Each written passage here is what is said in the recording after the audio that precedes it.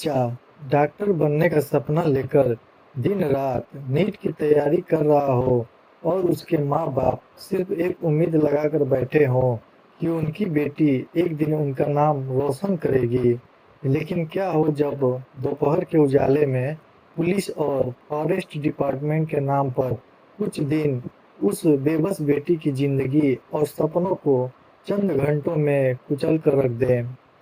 22 जुलाई 2026 उत्तर प्रदेश के चित्रकूट में एक ऐसा खौफनाक कांड हुआ जिसने न सिर्फ यूपी बल्कि पूरे देश को हिलाकर रख दिया। 20 साल की नीट स्टूडेंट, 17 साल का मासूम दोस्त और 3 दरिंदगी जो नकली फॉरेस्ट मिनिस्टर बनकर आए।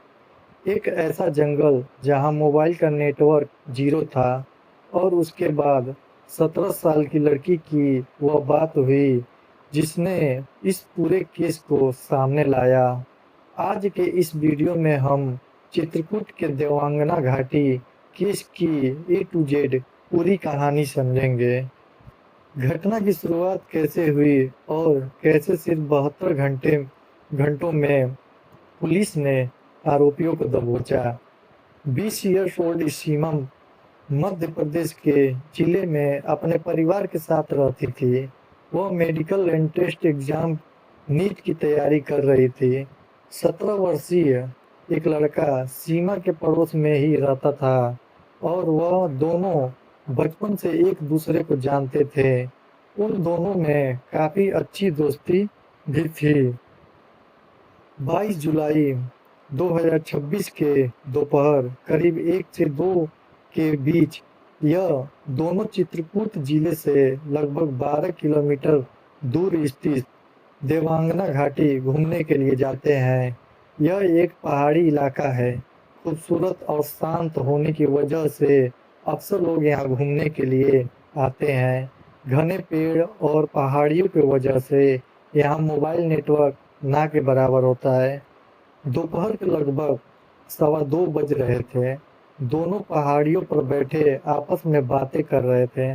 तभी एक मोटरसाइकिल पर सवार होकर 3 युवक वहां पर पहुंचते हैं। वे उन दोनों के पास आते हैं और कड़े शब्दों में कहते हैं, यह फॉरेस्ट डिपार्टमेंट का नो एंट्री एरिया है। तुम लोग यहाँ क्या कर रहे हो? जब लड़का ने उन तीनों लड़कों से सवाल किया तो उन्होंने अपनी बेल्टें निकाली और उसे बिना किसी वजह के मारने पीटने लगे। इसके बाद उन तीनों ने 20 साल की सीमा को दबोच लिया। लड़की चिल्लाती रही, रहम की भीख मांगती रही, लेकिन उस सुनसान जंगल में उसकी आवाज सुनने वाला और कोई नहीं था। तीनों आरोपी उसे घसीटते हुए मुख्य रास्ते से घनी झाड़ियों और गड्ढे वाले इलाकों में ले गए और उनके साथ सामूहिक किया। लगभग कुछ घंटों की इस खेल से खेलने के बाद आरोपियों ने लड़की को वहीं लहूलुहान हालत में छोड़ दिया और धमकी दी, अगर पुलिस को बताया तो तुम दोनों को जान क्रम से मार देंगे। और फिर वो इसके बाद वहां से बाइक से फरार हो गए। दोपहर के लगभग 3:30 बज चुके थे। जंगल में सन्नाटा था। लड़की गंभीर हालत में झाड़ियों में पड़ी थी और उसका दोस्त हाथ पैर बंधे होने के बावजूद हिम्मत नहीं हारा। पहाड़ी पर मोबाइल नेटवर्क जीरो था।